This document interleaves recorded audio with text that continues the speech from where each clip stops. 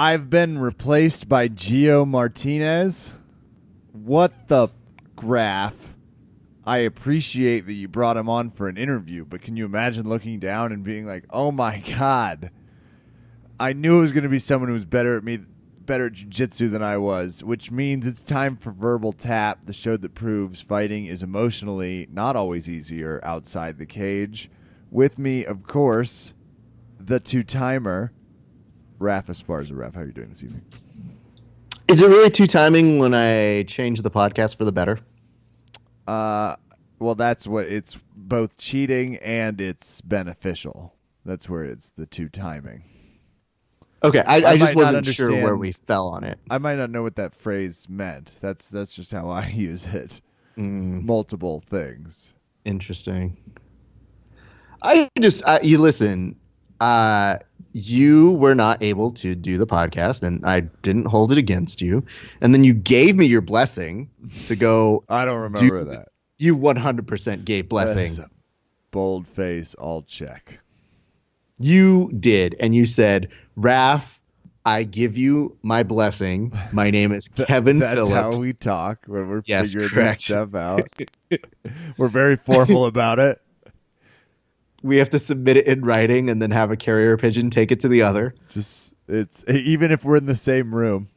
Absolutely. It's our process. Most of the times Kevin will get his adorable dogs to come bring it to me.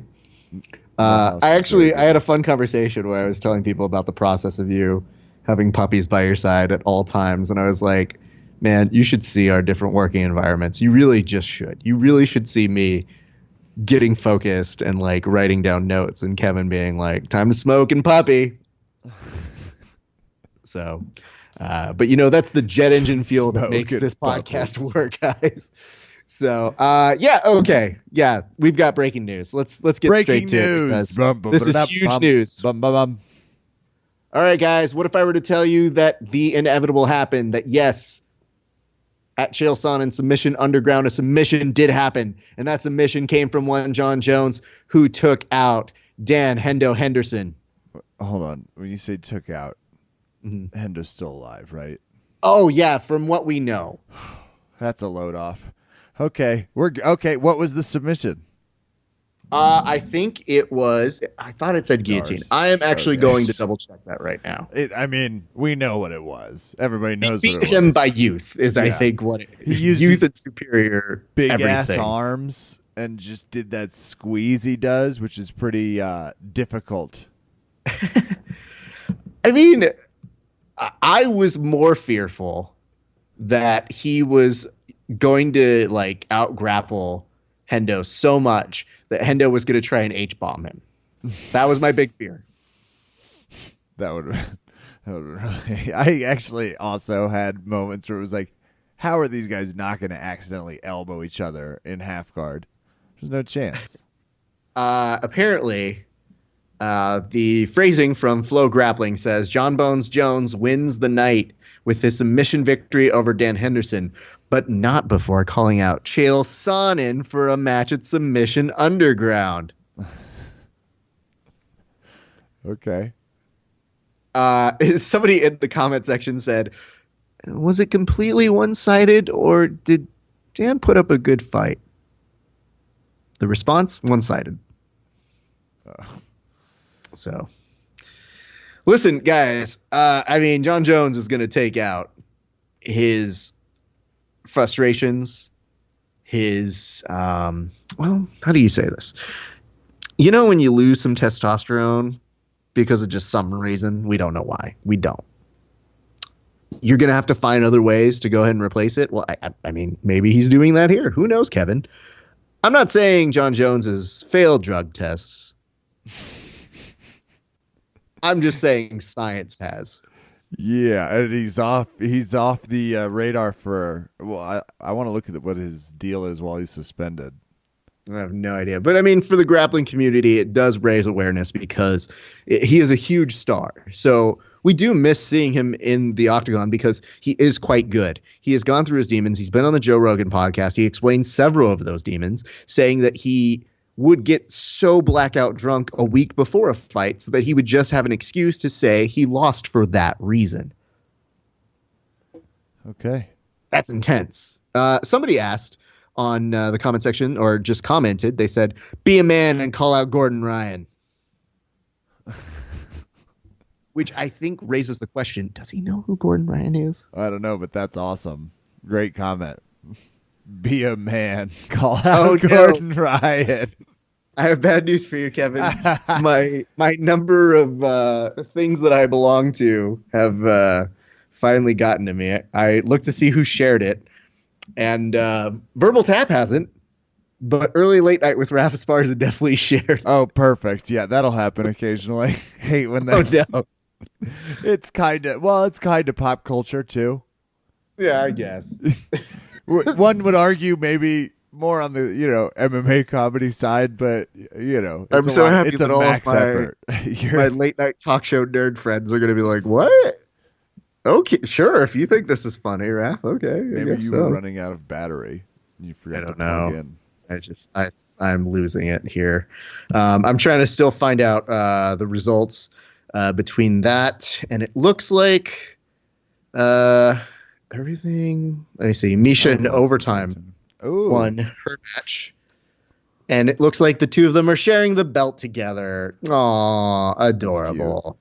So there is that. I haven't gotten a chance to watch it. We're just looking over here, but there is something to note, guys, because we have broken that news. We cannot wait to watch it and see how it all went. But Kev, what if I were to tell you we might have some interesting news on what may be going down on the next Submission Underground? Oh, I'm interested in this news. Please. What if I were to tell you, and this is just the word on the street, okay? Yeah. I read this on BJJ Eastern Europe, so it's fact.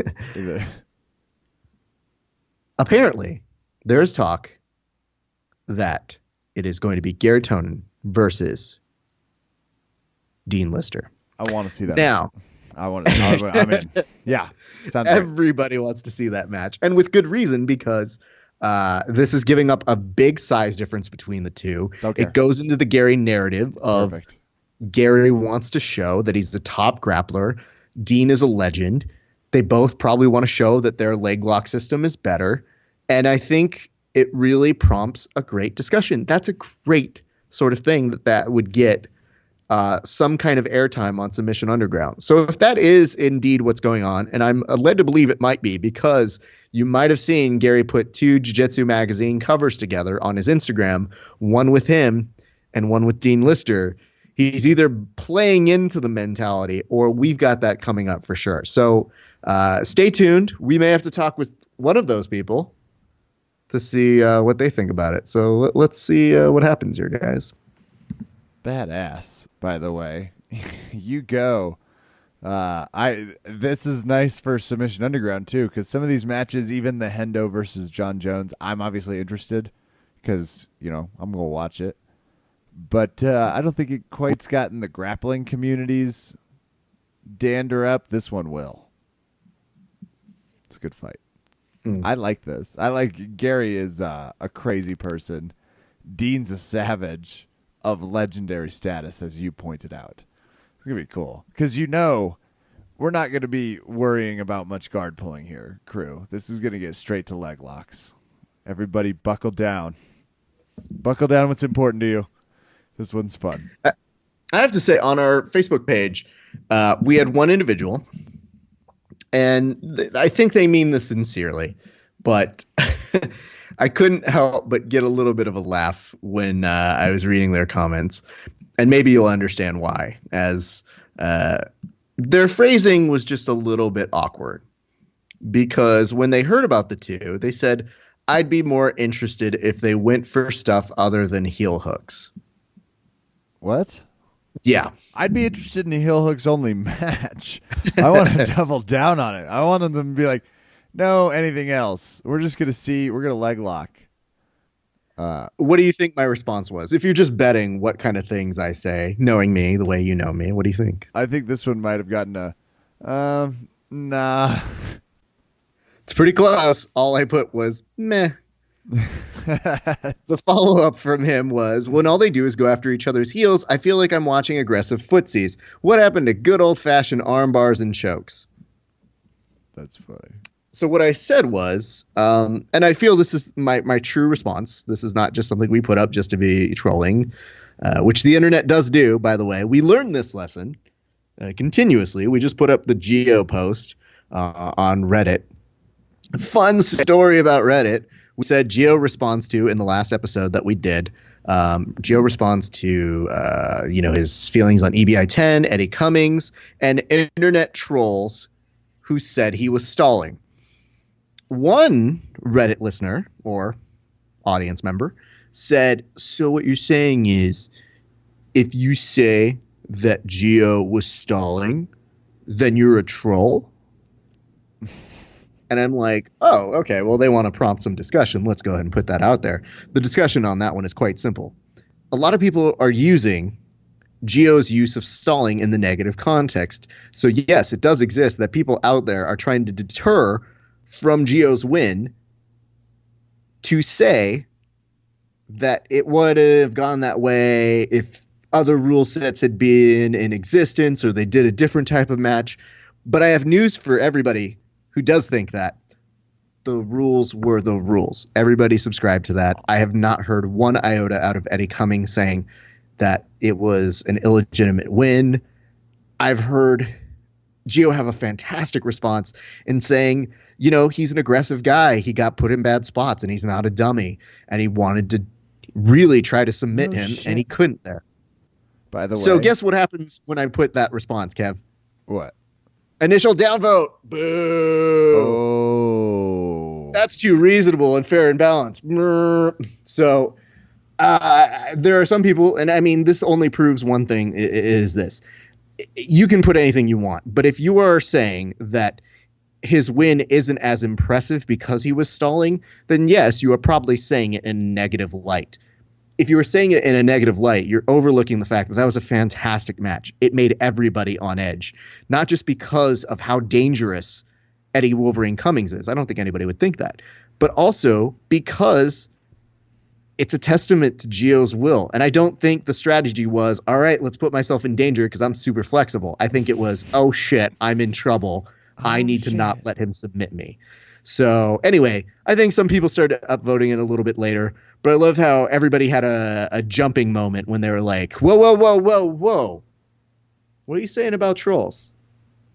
Hold up. We're people too. And we don't It's like names.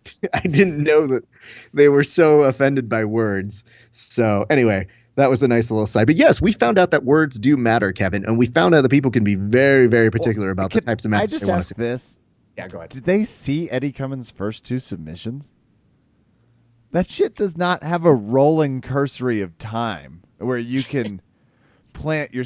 I actually was really impressed on the other side of this with Geo's patience is the word I would use. So yeah, I do still take offense. People were like, he was stalling. I was like, the fuck are you talking about?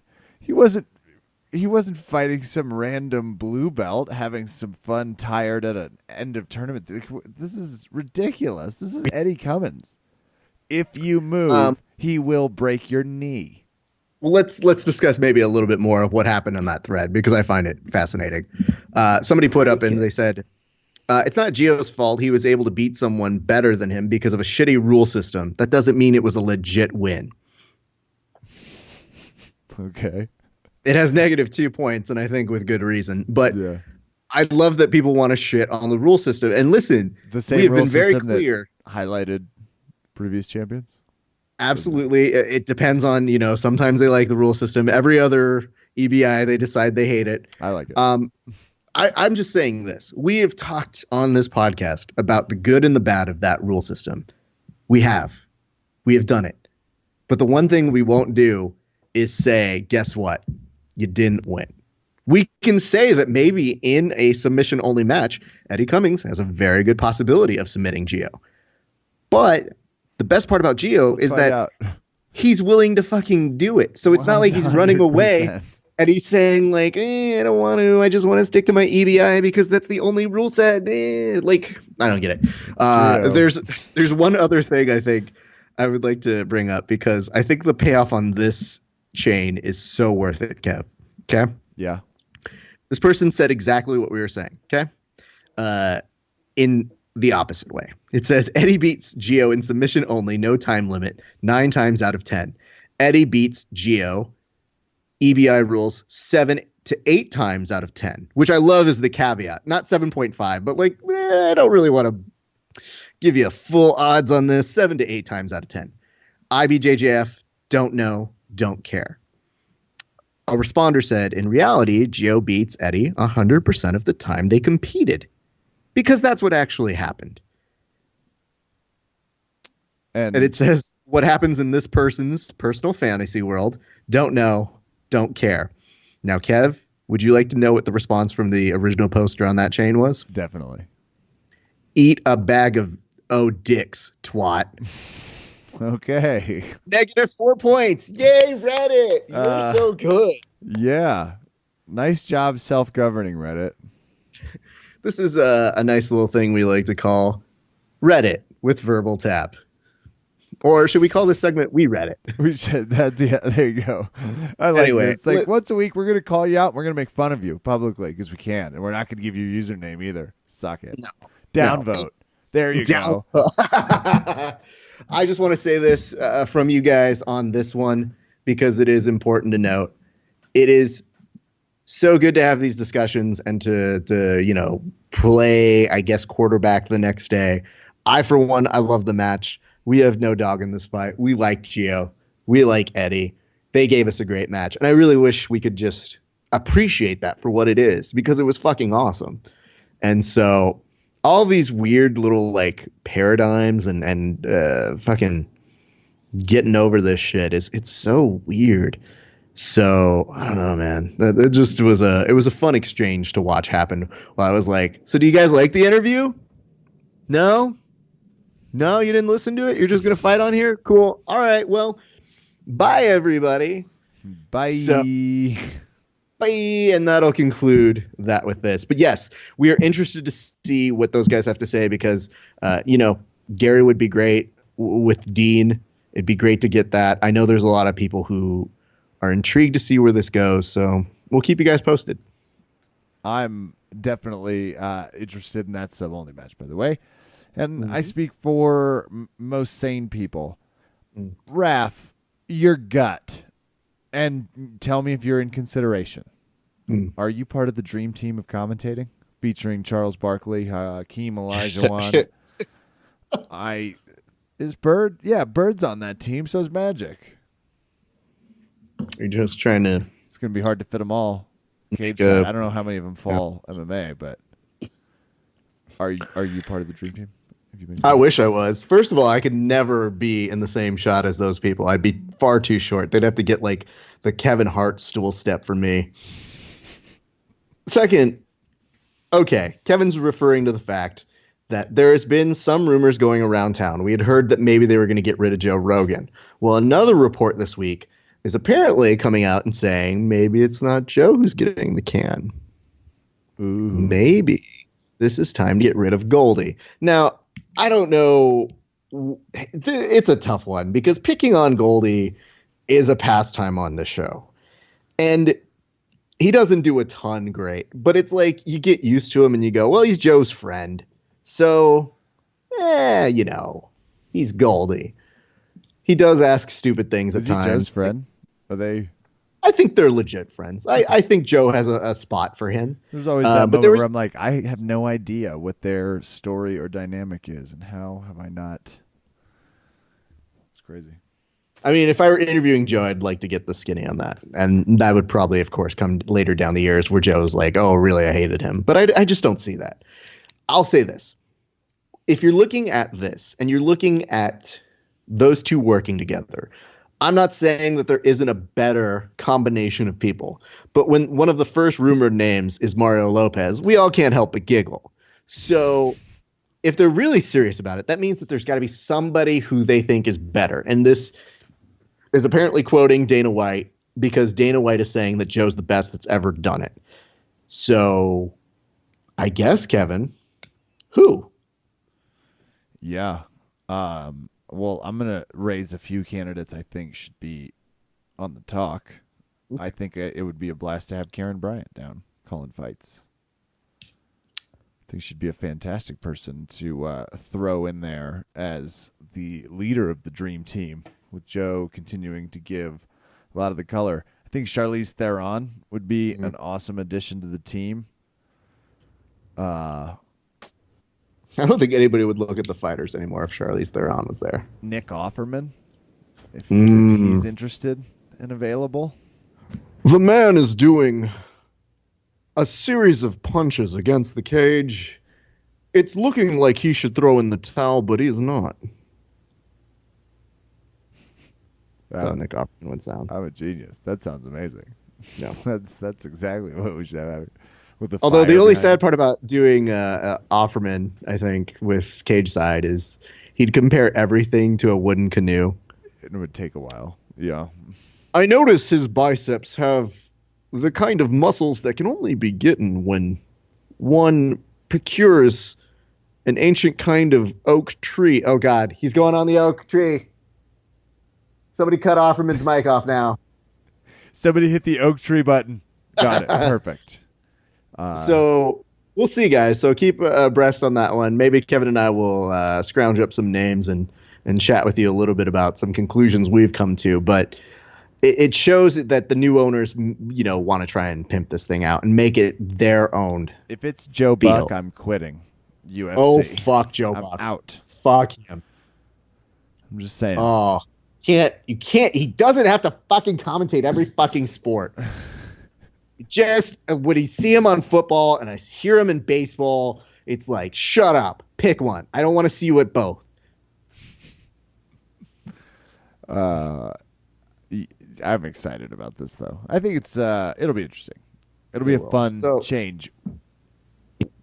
We also need to congratulate our friend Kristian Woodmansee. Yes. We're going to do this right here up at the top. This is a black belt in Brazilian Jiu-Jitsu, Raph.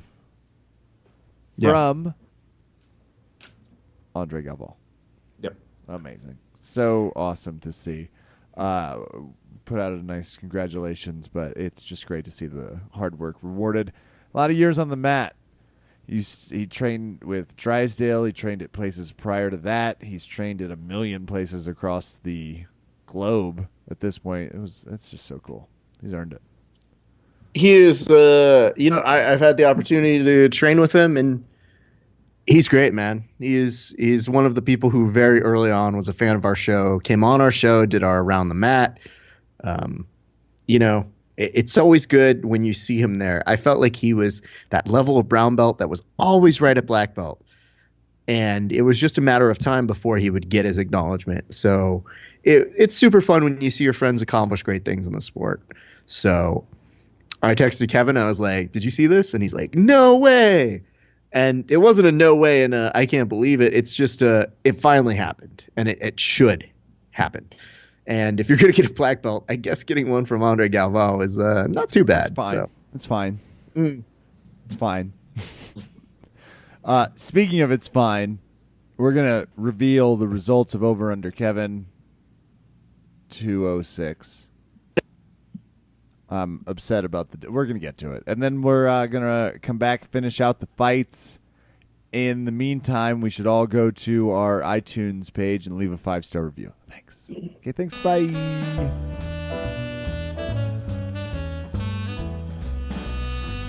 All right, everybody. UFC 206 came and went. A lot of people said it wasn't going to be good. We weren't one of those people. Well, most of us. I mean, I didn't talk shit about it. Other people might have. But I don't want to name names. But speaking of names, let's go ahead and bring on some folks. Kev? You're not going to mention that I at least somewhat miscleoed this? Kevin likes attention, guys. I don't know if you've picked this up on the podcast. He likes to acknowledge things that he says. He likes to remind me of the things that he says. When they're not exactly analysis, they're just kind of like bold predictions. So I called him a gypsy because he says something, and he's going to tell you all what it is. He's going to tell you all what it is. We'll let John decide from Tap Cats Around. Fine. Jon from Tap Cancer Out is on the line, and I'm glad that we can bring him into this kerfuffle that we're having in front of everybody. But Kevin, tell him what it is you're so proud about. God, it would be hard for me to spell kerfuffle as I'm thinking about you. Says, here's what happened, Jon. When the original bout, which was a highly anticipated rematch between Anthony Rumble Johnson and Daniel Cormier, got canceled due to the Thanksgiving injury to Daniel Cormier. Raph's words, not mine. Raph's words. It was a Thanksgiving injury. I said I've got a bad feeling about this card. And they replaced it, and it was I was expressing that it never goes well when they do this. They should always just reap what they sow and like give it for free once in a while. And lo and behold, Anthony Pettis misses weight. Am I Miss Cleo? Did you say he was going to miss weight specifically? I said the card never had did. bad energy. Mm-hmm. I said it wasn't going to go great, whatever they tried to do.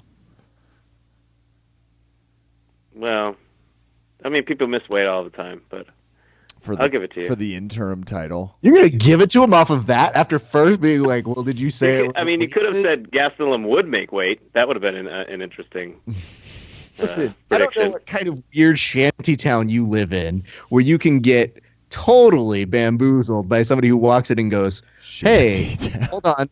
Let me go ahead and guess your life real quick. Do you have a brother? Yeah, I do. Great. Do you like breathing? Oh, I love breathing.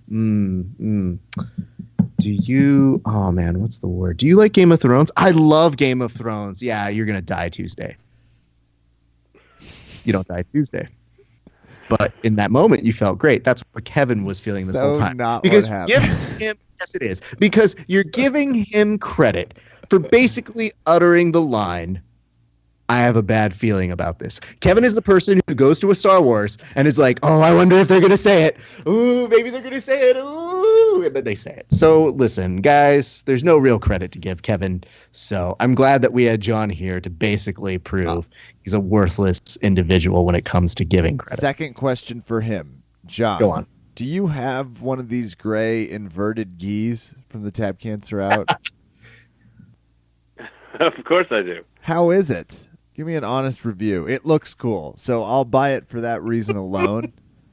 But comfort, durability, just give us a little scope. It's awesome. So I've had it.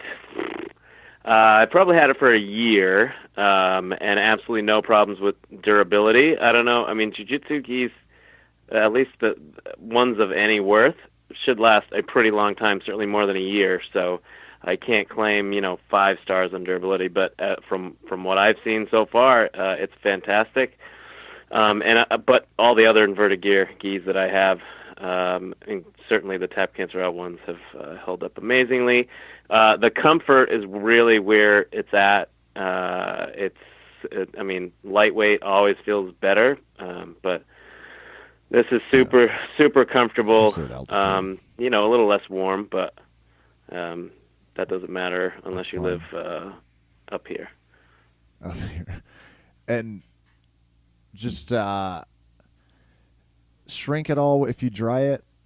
I mean, a little bit, because they've got the A3 tall slim. They've also got the A2 tall slim.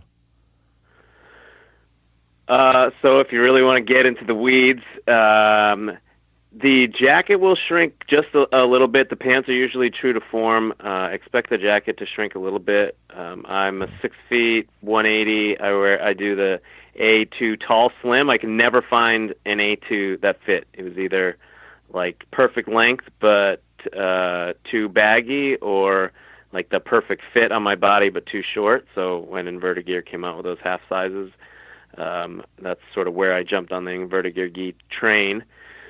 And so yeah, it'll shrink a little bit, but not that much.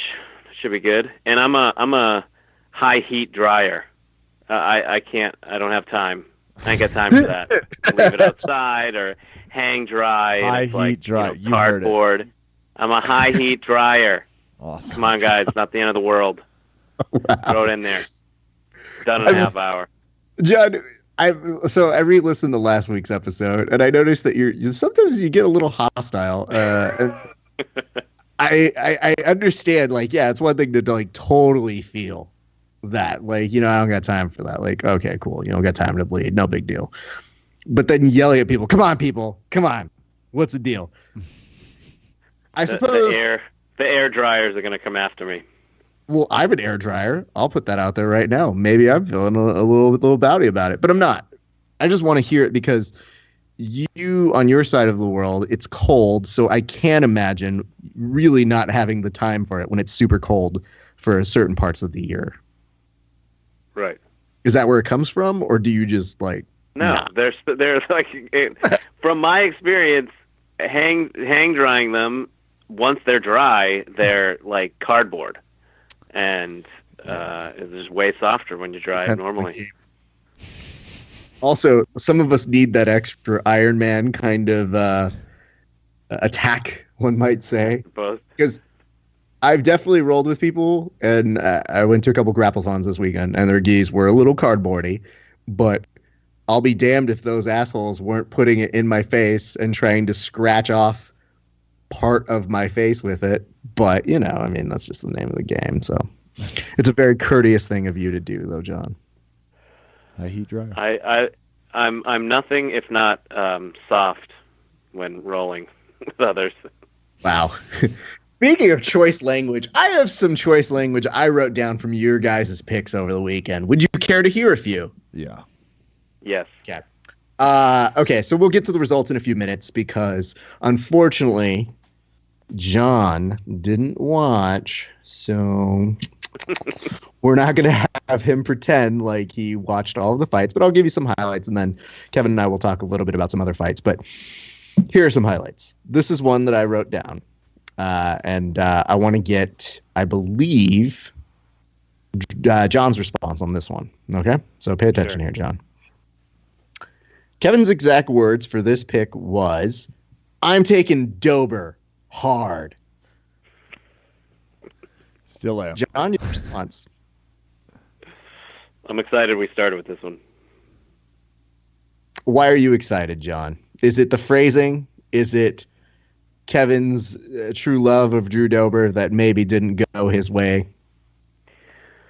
He was blinded by love. And abs. It was both. He was starstruck, and he couldn't make an educated pick.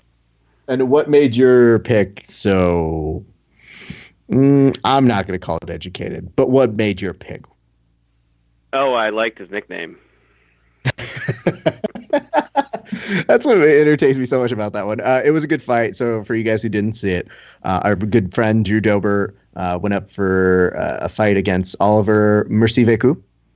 And yeah, I mean, that's his name. And he looked really good, man. He had a really solid striking in that first round, and Joe Rogan was giving Drew credit and saying he's the better striker, and it took Drew a little while to find his pace. When we went into the second round, Drew got a really good knockdown. They kept talking about Ollie's great submission game, and they said this is probably not where Drew wants to be in the fight, and it turns out not so much. He worked from having Drew in his guard, kind of swept him a little bit, then Drew had him in his guard, and he was trying to work from there, and he was passing, and he eventually got over to his back and secured a rear naked choke to go ahead and give John the correct pick on that one. So, Kevin, shut up. John, nobody likes a gloater. As you predicted. Wow. John John talks so boldly for somebody who just barely looked at the results of what happened. So, yes, we appreciate you going the extra mile. Kevin, before I ask you how you felt about it, I should point out to the audience, Kev and Drew are now friends on Facebook. Heartbroken. There is now every single post I've seen of Drew's, Kevin has liked. Kevin, before I get your reaction, how much of a crush do you have on Drew, and how heartbreaking was it? Scale of 1 to 10 on the crush. 7, with potential. I think that's why we're so excited. And on the crushing, 2. It hurt. Just mostly because a subpar human was right about something to my face and on record. And that was the part. I was like, Dober will bounce back. Long career, young guy. Already on vacation, so that's great. You're the problem here for me, John. This is a tough pill to swallow. This is like losing in the fantasy football playoffs round 1. This hurts. Yeah, I take no joy in this victory, even though I'm sure you can hear the smile on my face. I know personally how gutting it can be when you know someone and they lose in any MMA fight, particularly UFC. I don't know why it's like so hard to take. It's worse. I mean, I'd rather be in the cage than be watching a friend. It's pretty vicious. Ooh, no, not us. But Kev, are we going to see Jon Thomas in a cage soon? That'd be amazing. Yeah. Knock cancer out when he switches genres. You never know. Well, hey, John, we'd love to see you in the cage. I mean, obviously, we'd win either way. We'd either see you beat somebody up, baby to the back with one of those backpack no baby things Bjorn. and just Nope. work the pads. I'm out. No. Okay. Nope. I thought But we either get to see we'd either get to see John do one of two things. One, he get to beat somebody up, or two, he'd get his face punched in, and not the worst, but not the best. So I don't know. We're of two minds on this. And where the John, key? It fits. John, I need to get your opinion on this because it's an important question. Somebody posed this to me, and it hurt and it cut deep, and it made me think a lot. And we need to have an objective outsider voice. And since we can't find one, we're just going to talk to you about it. Sure. Somebody brought up the following.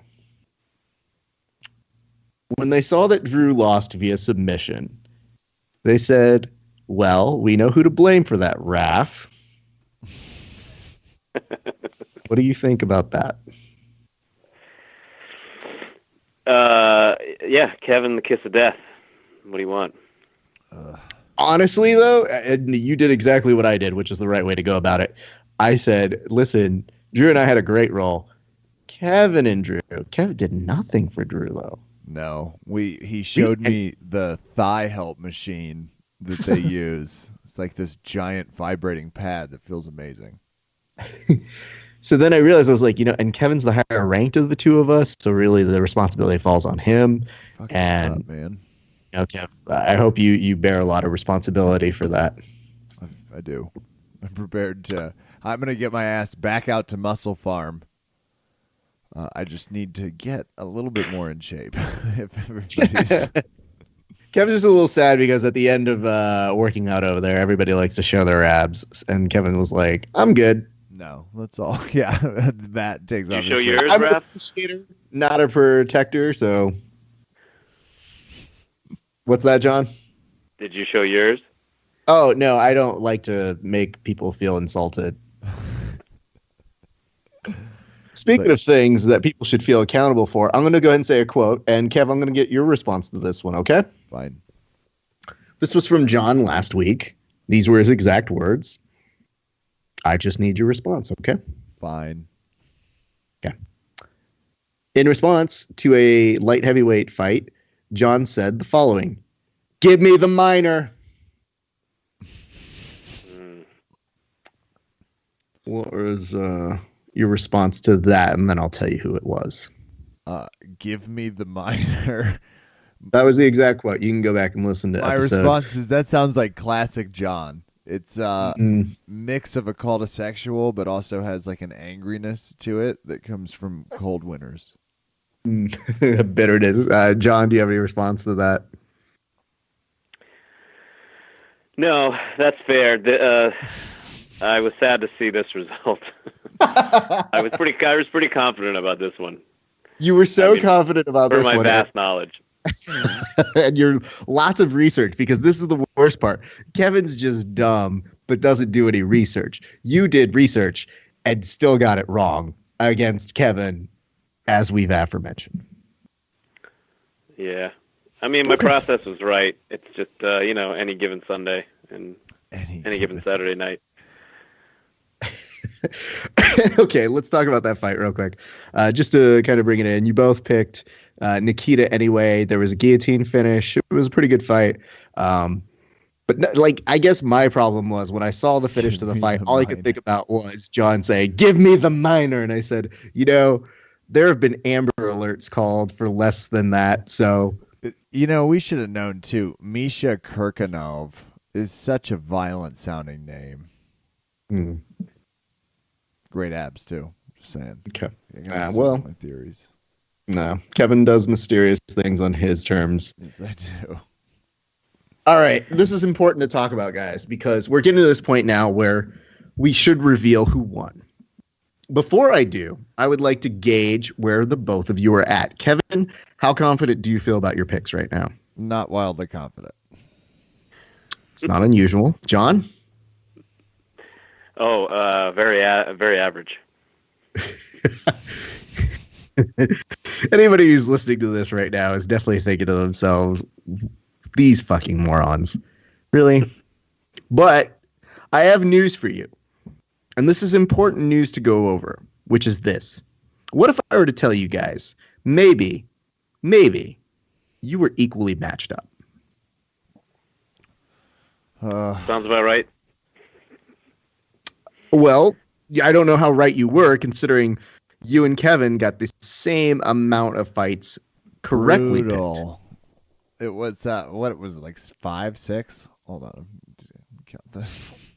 Kevin's now going through, and this is what I really appreciate about doing this show with Kevin for so long, is that he's done this game now for what, like 30 plus times. He tells me, I was like, did you write down your picks? And he was like, yeah, I did. I was like, cool. Did you write down Jon's? And he's like, oh, I didn't do that. And I go, okay.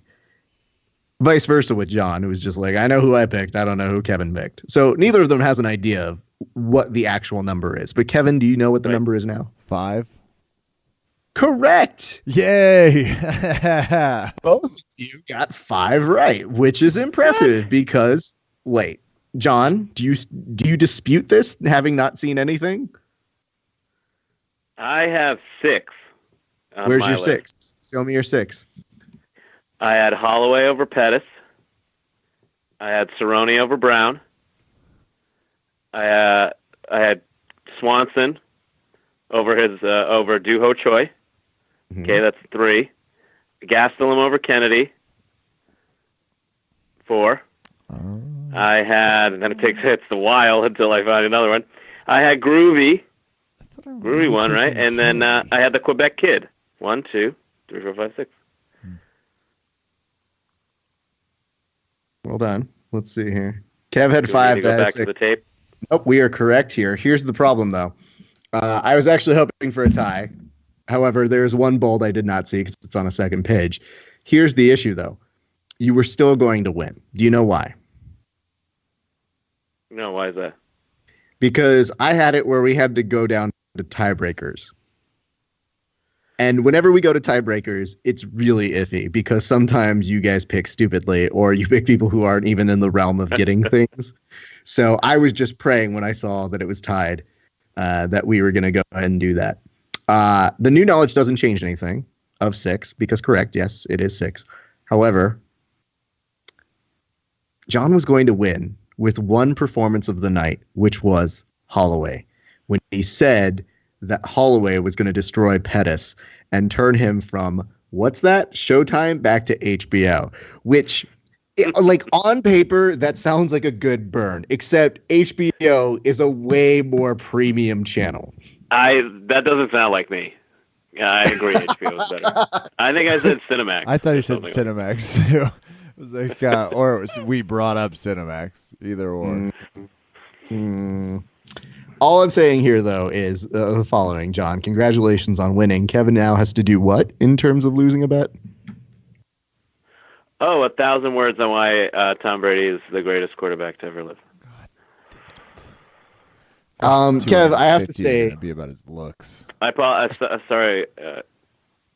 You're a Broncos fan, right? Sorry about the loss today, by the way. I'm a Chiefs fan. he's a Chiefs okay. fan. Kansas City originally. That area.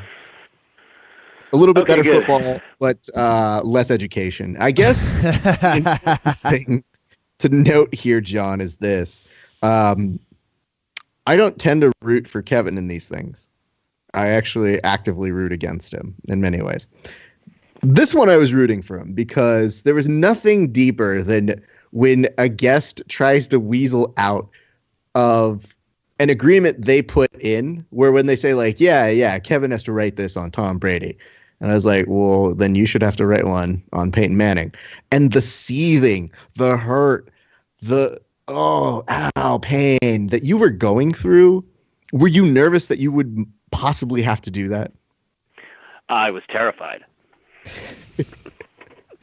Can you, I mean, again, you didn't lose, and that's great. Of course not. But, well, again, I'm going to check the tapes to make sure you weren't cheating because Patriots fan. But there's an important thing here, though, that I think is a little insight into your brain, which I want to know.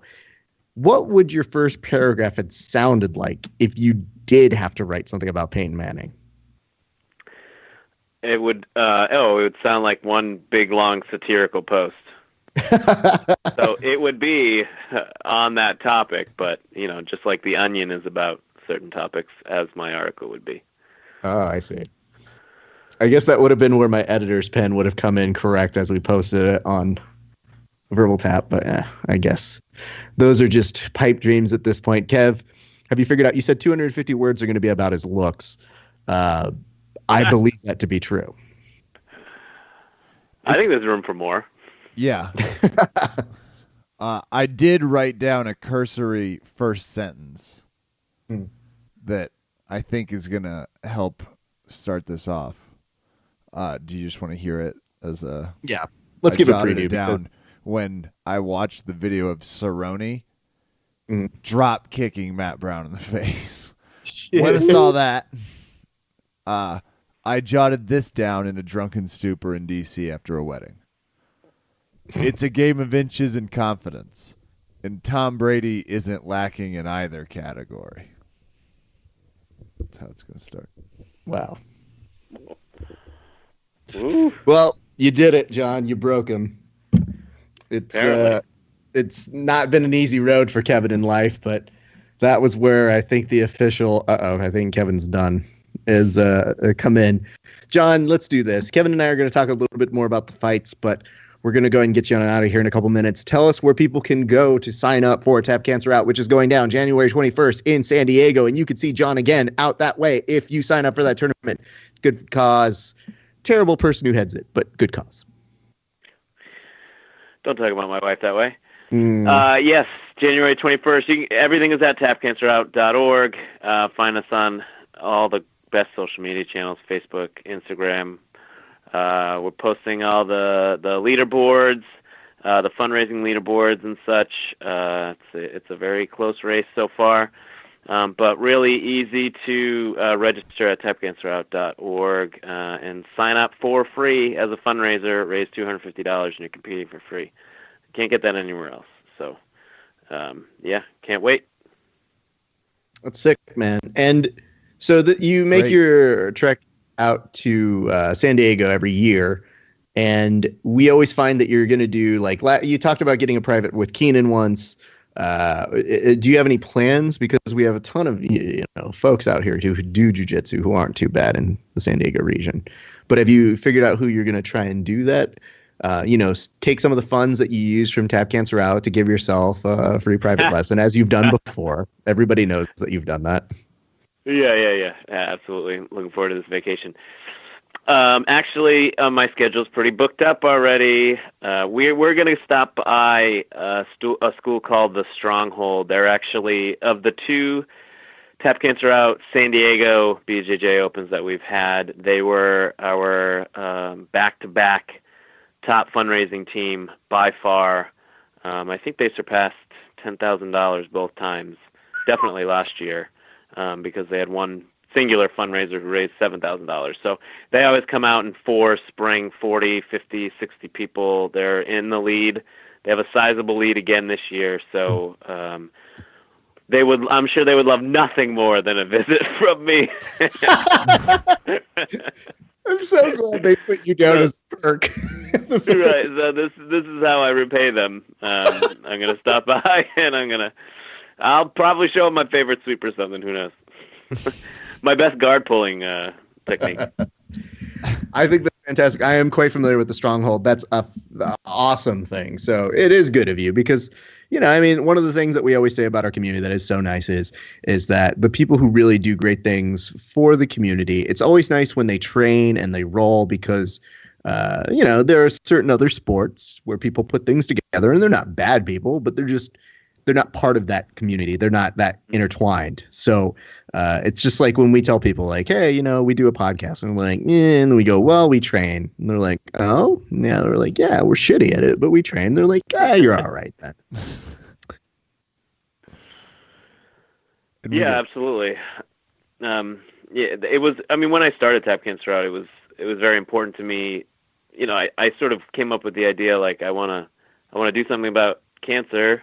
And I love jiu-jitsu, and I just want to figure out a way to bring it all together. And it took a long time for that to materialize, but it was very important that no matter what I did, like I wanted to make sure that I was an authentic part of it. And I think that's, certainly paid dividends for sure. Just being able to go out there and, roll and, sweat on the mats and all that stuff and learn from them and, sometimes teach, but mostly learn. And, I understand, I have the same story that they all have, using jiu-jitsu to, fight for those who are in the fight of their lives. So, I'm glad that somehow I figured out a way, to do it, within the jiu-jitsu community. With some awesome gis along the way. Just gonna say, absolutely, really cool. Well, I'll get to writing. I'll use spell check, and I'll maybe have Raph proof. Probably not, but we'll get there. I don't know that you want to have me proofread it because there's nothing in the language that we use, Kev, that said that I couldn't change the words because you have to write it. But we never say anything about me editing it. Raph's post notes.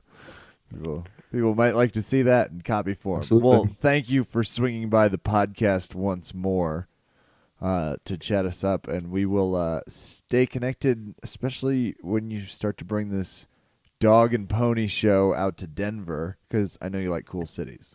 So, is there a good community out there, jiu-jitsu community? Yes, and growing. Good to hear. Hey, for anybody who would like to bring a Tap Cancer Out to their city, like we'd love to go everywhere. One of the realities of what we do versus, other tournaments that throw all of their gear into a back of a truck and, a 16-wheeler and drive it around or whatever, we can't really do that. We rent U-Hauls every time we have a tournament and pack up our own mats and things like that. But the way that we get to other cities like San Diego, and, well, I guess that's it for right now, for other cities. But it's finding partners who can provide mats and a venue. If you have those two things, and we can even find the venue ourselves. It's really the mats. And in San Diego, we have a great partner, Grappling X, who provides the mats for us and does a ton to actually promote the tournaments as well. But if we get mats, we'll come anywhere, for real. Well, there you have it, guys. You not only get the benefit of helping others with lives, but you also may, and I don't want to put words in the mouth, you may get a special appearance from Jon Thomas. He may show up at your academy. He might show his favorite guard pull. I'm not saying He's what not happens. promising it. No. I'm just saying it could happen. Or even a super secret guard stalling technique of mine to slow the match down to a snail's pace. I'm at that point in my life where I would take notes. Here we John, go. I hope that you wreck Kevin when you roll with him. That's my Christmas wish coming here as we end this. Well, John, again, we can't thank you enough. Tap Cancer Out is the charity. Go look at that up. It's great stuff, guys. And it is, I want all of SoCal to get behind this. So if you guys are in the area or know people who would like to compete in this, really encourage them to do it because John puts on great tournaments. I know we kid him a lot, but I have never heard a single complaint from anybody who has gone to compete at Tap Cancer Out. And that, my friend, is a very hard sort of thing to hold up. but he's well beloved in the community. We love it when you come on out this way. So please encourage folks to do that. Well, thank you for that high praise, and thank you for having me on, as always, anytime.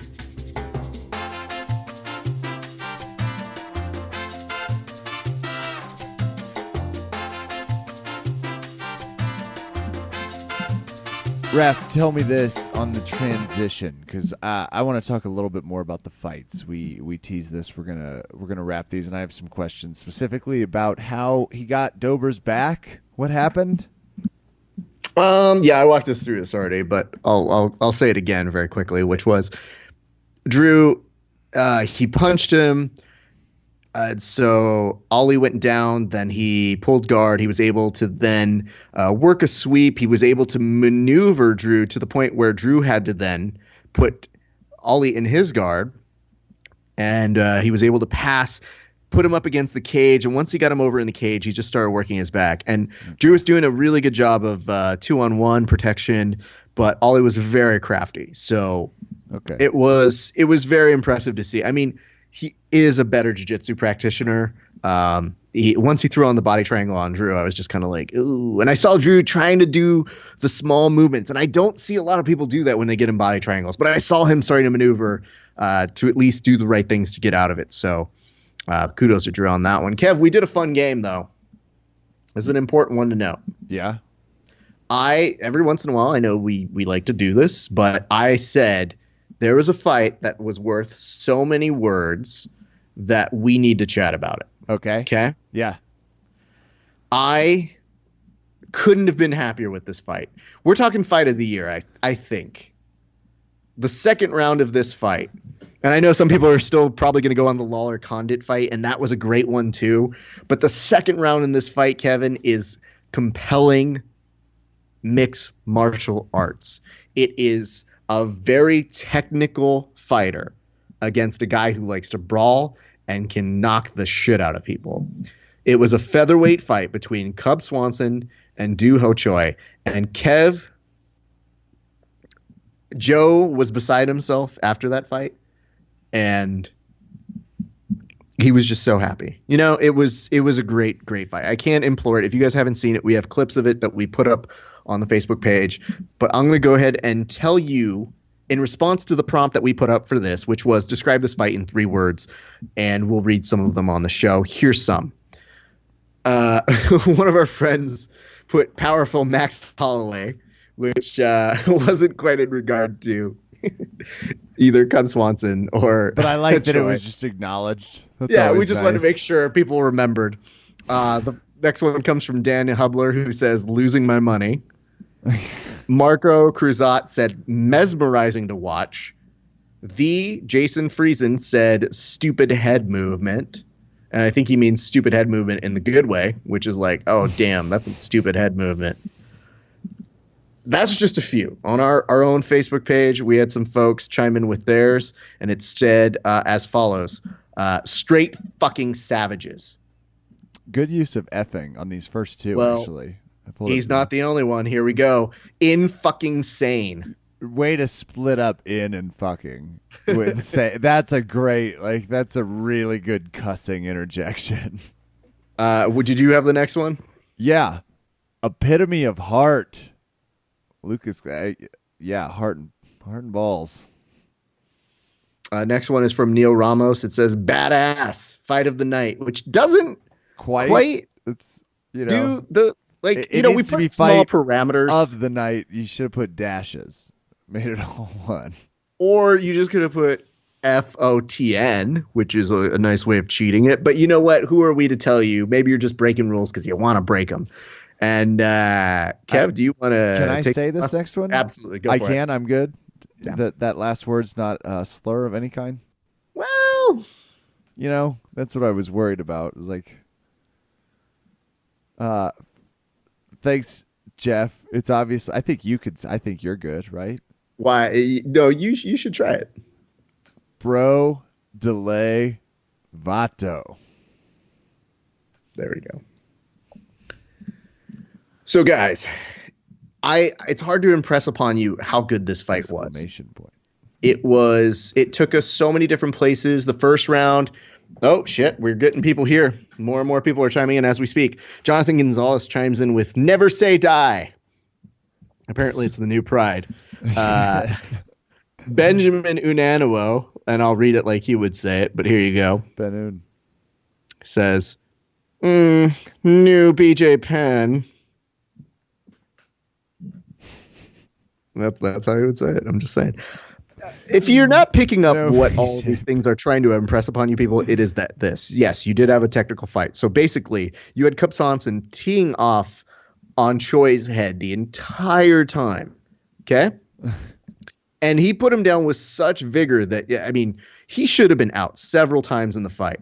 But in the second round especially, you saw Choi really start to fight back and start to clip Swanson in ways that looked dangerous. Starts to beat him up against the cage. I mean, he's covering up, and it gets to this point where you've got head movement that was saving both of them. But Kev, the head movement wasn't protecting them from taking these deep shots and cuts on each other. Like, we're talking survival instincts in some of the most impressive forms from both fighters, to the point where at the end of it, I don't really think either of those people lost. You had two 30-27s, but if you were to watch that fight again, I don't even know if you really want to rank it. I think you just want to look at one guy and go, I think you won. And that's it. That's how good a fight that was. So we'll put this up to our listeners. Do you guys think this was fight of the year, or do you think it was Lawler Condit, or do you have another fight that you thought was more deserving of it? But I mean, it was a great way to make that UFC 206 card, because you were saying it was cursed, but it ended up being super fantastic. There were some other fights we should probably go over. That's true, actually. I do. Apparently, there were some really great moments despite my prophecy. Well, when you watch the rest of these fights, I need you and I to have a sit-down discussion about Swanson versus Choi, because I think that deserves more time on this podcast to be broken down at a later date. It was just that good. So keep that in mind. Okay. But let's talk about this. What do you want to know about Holloway versus Pettis? The knockout. How does it get set up? Like he looked like he had pinned him. I mean, it was in the third round, so I don't really have much of a gauge on how the first two went, but it seems like Holloway was dominating the fight. I have two questions. One, what was the pace prior to the TKO? Two, what's going on with Pettis? Do you think it was partially weight cut, or is this more of about how great Max Holloway is, or is it just was Pettis in a bad place? Many of those things. Okay. Would you like to hear one joke that may be an indication of how the night was going for one Showtime? Yeah. Okay. It's a tough one, but one of the jokes that we put up on our Twitter was, Pettis, let's review. My dick doesn't work anymore. My arm's broken. I'm super fat. Can we just give Holloway the belt now? Now, Kev, there's a lot in that, so let's break that down. Yeah. At the very first round, we had Pettis, who went back to his corner after the first round and goes, I think I broke my arm. So not looking very good. Joe picked up on it. He was able to tell us that it didn't look good, and it started to make sense. Well, we come to find later in the night, he broke it in the very first punch. Oh. So we're talking that dude was trying his best. And at a certain point, if your arm's broken, there's only so much you can really do. All right. There's not much. So number one. Yeah. Okay. So there's that. Then if we go into the next step, which is as follows. The dick doesn't work anymore. Well, I think that's one. It should be pretty self-explanatory, but he was already starting to go in survival mode, and Holloway just happened to connect in the nether regions, which then prompted him to be like, yeah, my dick. So they gave him his time, and he was recovering just fine. But you have to think, I think the kick in the dick was definitely the moment where he goes, oh, why am I doing this? This is terrible. Because, again, as we've mentioned prior in here, he also came in fat. So I think all of those things combined made it so that he wasn't quite there in any way. Again, let's not overshadow the fact that Holloway was very there. He was very precise with his striking. And despite Pettis' efforts to try and make it a little bit more competitive, I think most people were watching that didn't have a ton of ways they thought the Pettis could win the fight, especially knowing the privileged knowledge that we did, which was Joe saying, hey, he's got that broken arm. So, yeah, I mean, he was, Pettis was trying some kicks in there and doing his damnedest, but there's not much to go off of at that point. So, yes, your new interim, I love that they call it a featherweight. What is it? The honorable Conor McGregor belt, if he's given it up, interim, blah, blah, blah. That division. The one that Jose Aldo is apparently the champ of. He's junior champ. So there you go. All right. Well, I'm excited for them to get the whole junior senior thing figured out here in the coming months. And Cerrone's just Cerrone. Yeah. I know I bet against him on a whim, but let's be really clear, though. I mean, you were going with your heart. You were going with Matt Brown and got him to the third. They're besties on the show, and Matt Brown was being, a little not friendly to Donald Cerrone. Yeah, they've trained together, so I think Cerrone knew it was kind of an act. And we hate to say this too, but I think Drew Dober said as much when we were interviewing him, where he's like, "Yeah, no, it was John Combs." John was like, "Yeah, like Matt Brown's a softie. He's a great guy." Like, really, he's a good guy. So he's like, oh, no, am I giving away his, like, tough guy exterior? And when we knew Matt, he was very courteous and kind to us. So, like, I get it. But I think in order to get into that fight mentality, to fight somebody, again, as crazy as Donald Cerrone, that was the choice he was making. So the first 2 rounds, Cerrone was crisp. He looked really good. But in true Goldie fashion, and maybe this is the reason they want to replace him, every time Goldie said the following, he was like, oh, Donald Cerrone is just teeing off on Matt Brown. Like, Matt Brown would, like, start beating the shit out of Donald Cerrone. So he kept saying it and kept saying it. And I was like, it's not to say that Cerrone isn't crushing this fight and isn't doing well, but, like, Matt Brown wasn't overmatched the entire time. Matt Brown got some staggering kicks and punches himself in and was using his reach on Donald Cerrone to kind of be a little more elusive. So it was a great fight. They make it to the 3rd round when they both come in. I mean, Brown was kind of not really, doing the whole touch gloves fully sort of thing. But by the end of that 3rd round, in true Donald Cerrone fashion, he just went over and was like, come on, dude, let's do it. Let's do it. And then they hugged it out before they started that 3rd round, to which some people said that was the moment that Matt Brown lost the fight. I argue one thing, Kev. He does the hug, and he does the kind of hug that I do to you, which is like, hey, come here, and then I immediately take you down. So he did that where he just like does the high five and then they kind of back away, but then he charges in for that takedown. And I was like, so it didn't quite work for Matt Brown. He ended up getting a kick from the end of the night, and a super respectful Donald Cerrone. He saw he was out and just let it at that. So there was that. There's also this side story, Kev. I don't know if you know this, but there's that whole martial arts athletes group that they have now. Yes. And apparently, Donald Cerrone pissed off Dana White when he was shown to be on that side. Wow. How does he know? And, well, because they had Dana go on some, shows to explain himself, to promote 206.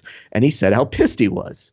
And he said that he's literally saved Donald Cerrone. He paid for $100 one time, or $100,000 legal fees to get Cerrone out of trouble one time.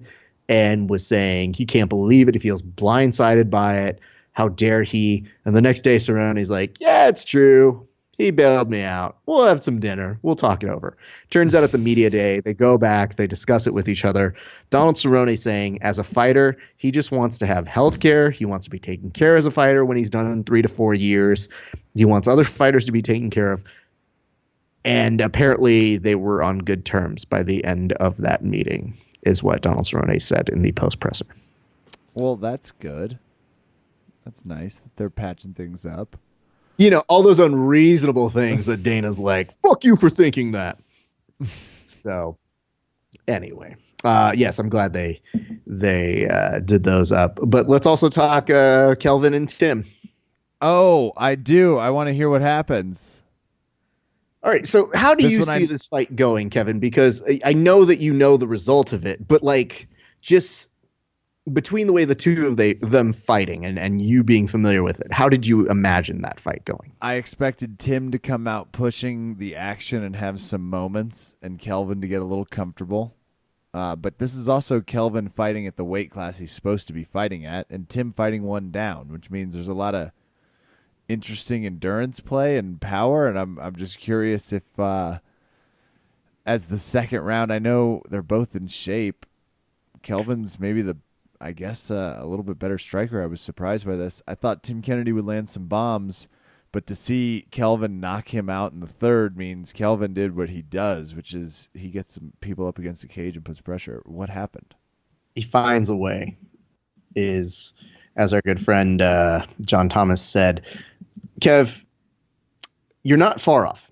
So at the very beginning, you had Tim Kennedy, who was pushing the action, and at certain points was kind of working from getting Kelvin in a little bit more wrestling scrambles. He was working almost kind of from turtle. He was kind of like trying to take his back, was almost successful, doesn't quite get the hooks in, but like is working Kelvin a little bit.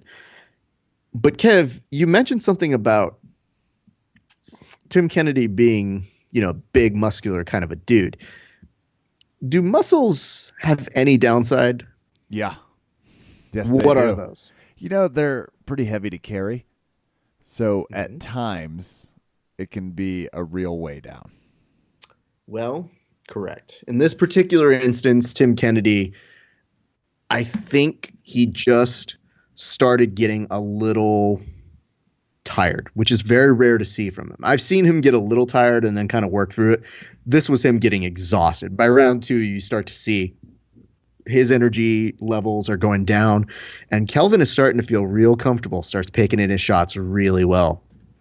At this point, we make it to a third round, but you could see Tim's not doing great. In the third round, he's trying to put up some fights. He's trying to kick back, but at a certain point, his punches are they're in search of a person, and they're kind of whiffing, and it's a rough way to see Tim Kennedy. I don't think we've ever seen him like that. Some people were saying it was the 2 years of cage rust. Definitely could be a factor, but I wondered if the output of someone whose endurance is one of their key qualities, as is a Kelvin, as you mentioned, at his better weight class, makes sense. Well, guess what? What do you think the topic of conversation was when Kelvin did win? Title shots? No, we're not there yet. Oh, could have been if he didn't come down with a case of fat. No. Would it surprise you if he was asking for another chance? Oh, at the prior. Really? Mm-hmm. Oh, Jesus. Don't do it. That's going to happen again, apparently. I hope not. He said he doesn't matter what it takes if he's got to go and beg on Dana White's door or anything like that. But, Kelvin, you look so much better in this weight class. And I understand it's not an easy task to be going up against monsters like Tim Kennedy in that weight class. But please don't go down any more weight. It's become very apparent that he says he lets himself get too big outside of fight camps. But, like, dude, those weight cuts, it just demonstrated it's not the smartest thing in the world. And, don't make – you know what? This is going to be my new compelling case to people. We used to have the Joe Rogan who would complain about the Thai cup, and he'll still do it. He'll go on for 30 minutes. Give him just the slightest opening. Mm-hmm. But I'm going to start telling people this now who are fighters. Do not give Joe Rogan the invitation to talk about the problems with weight classes, because I will have him sit down with you for 30 minutes until you see the error of the weight cut ways, because Joe will do it. So that's what we're going to start threatening people with. In other news, Kev, a Viking beat a dude who was pretty good and was putting him on him in the very beginning. Basically had a collapsed rib in the first round. Still found a way to make a compelling case to come back and win it all in the end. So That was a good fight to see. Like I said, the main pay-per-view people were very pleased with, especially when one where they had to invent a title where they then couldn't quite explain what that meant. They got a little confusing toward the end because they were saying like, well, since Pettis missed weight, the way this fight's going is Max Holloway can only win the title, but if Pettis wins, he doesn't win the title. And I later wrote this joke, and I hope confusing. It entertains you. It is confusing, but I said, little known fact, Holloway's scheduled to fight 5 rounds. Pettis is scheduled to fight for 6 for missing weight. The 6th round is a treadmill. So I guess he was glad that it didn't go the full 6 rounds. No lie. Elsewhere on the card, Drew Dober. I mean, we've talked about that. That was tough to watch. Other pretty good fights. The undercard was pretty good as well.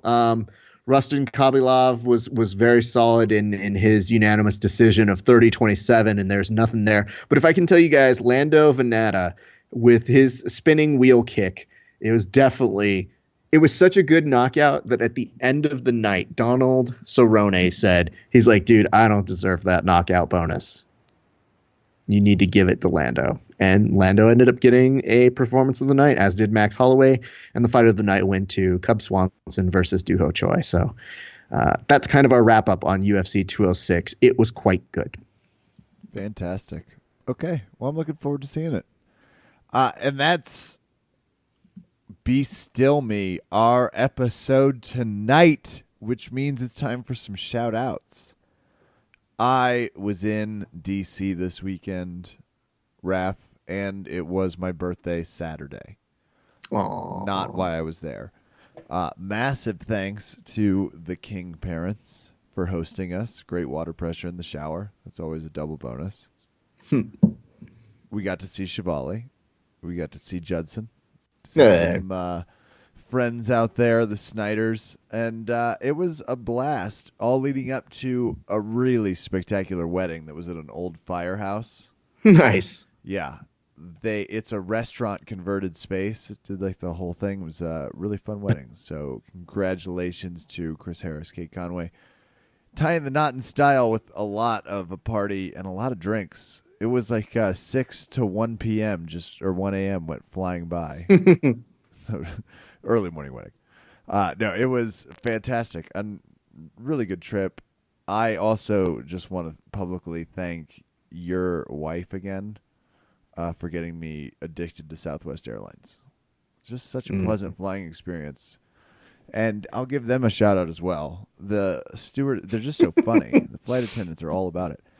And overall, remarkable trip, remarkable weekend. Thanks to all of the birthday wishes. Great art from the photo shoot at VMAC. I enjoyed the post you put up the fine. And the don't tell me what to do. Raph wrote a note. Apparently he's figured that out when things are written. Listen, I don't like the fact that Facebook tells you, hey, it's Kevin's birthday. Want to wish him a happy birthday? No, I fucking don't, Facebook. No, I'm not Get there off my yet. job. I don't want to. Do you know our dynamic? Do you know what Kevin does? He doesn't deserve a happy birthday. He's weed and puppying. Puppy weeding. And overall, really fun trip. So, and that's going to do it for me. Raph. Hey, everybody. We've had a pretty good week here. Even better when you get to go do some cool drop-ins. I went to, I believe it was Pacific Top Team the other night, and I got to attend a grapple-thon that was put together by our good friend, Monte Wiley, who, man, he's so good at doing these. I just get so excited whenever I hear he's putting one of these events together because the community is so happy and you see everybody at their best and everybody shows up and you feel like you're doing something good for a little while. And as I explain to people, it's like, we're terrible human beings, but every once in a while we get behind stuff like this because, you know, we can be shitty people throughout the year. And then maybe once in a while be pretty okay people. But this one was no slouch in there. So it was cool to catch up with him. And the black belt in honor yesterday was JP Garcia, who was so cool. Apparently there's going to be a surgery later on that everybody was helping to raise some money for. And it was also featuring a foundation called Operation Homeless Stay Warm. So 2 really, really cool causes that people were going through. Basically, this one was in help of Pacific Top Team Corona's Juan Pablo Garcia. The bio reads, he's one of the most hardworking, selfless, and humble people to dedicate their whole thing to jiu-jitsu. 2 years ago, he sustained an injury that left him with 3 herniated discs in his C4, C5, and C6 of his spine. The result has been left him dealing with constant pain, numbness throughout his body. He's had several therapies. Unfortunately, it's not getting any better, and they've recommended surgery. And he's put off the surgery due to cost, but it's becoming more difficult for him to deal with daily. So, unfortunately, he opened his own academy in 2015, and he said that because of opening his own academy and trying to be good to his students that he couldn't do it. So it was really cool of Monte to help put this together. It was super cool. They had 6-minute rolls, which I later found out were 7-minute rolls. And you don't really know that until you're rolling with black belts and brown belts. And you go, oh God, how long is this? But I met so many nice people, and the supporting project was the winter operations for Homeless Stay Warm group. Basically, they take up a collection of blankets and jackets, and they try to provide them to the community. And they said that, they've gotten work and help from a lot of the local communities and from a lot of folks like us. So if you guys can look up those sorts of things, find out more about them, find out what you can do to support them now that the Grapplethon has ended. But I want to say thank you to everybody who I rolled with. We met a whole bunch of new friends, and we always try to be super friendly to people. And a lot of that comes from the great people who help establish it and get it ready to go, like Monte. And to JP, who couldn't have been nicer. So we may be hearing from him soon in some capacities. But yeah, that was some fun times. So to everybody who I got the chance to roll with, to everybody who beat me up, thank you. And thank you. Shut up, Kevin. Don't encourage them.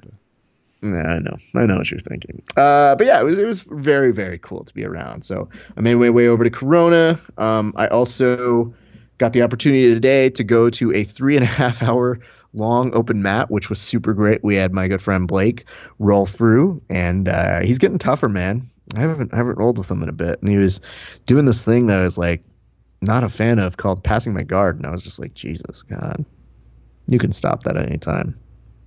That'd be great. So kudos to Blake, kudos to Valley Martial Arts Center for a great long extended open mat, and my good friend Alex Perez, who he hosted his own open mat from 10 to 12. Then I said, hey, who's coming to a long open mat from like 1 to 4:30? And he goes, I'll be there at 2. And I was like, oh, that's awesome. Wait, shit. Hold on. Are you doing your open mat from 10 to 12 and then taking time off to rest and shower and then come back and do another 2 hours? Fucking insane. By the end of it, we grabbed some dinner afterwards, and he just looks at me and he goes, Ref, I'm really sore. And I was like, yeah, moron. That's what happens when you train for that long.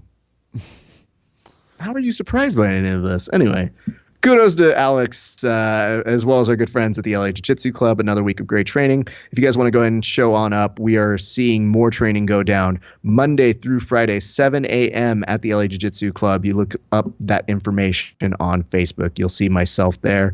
And we've got breaking news. Eric Medina is going to host his very first seminar at the LA Jiu-Jitsu Club. It's going down Sunday, December 18th.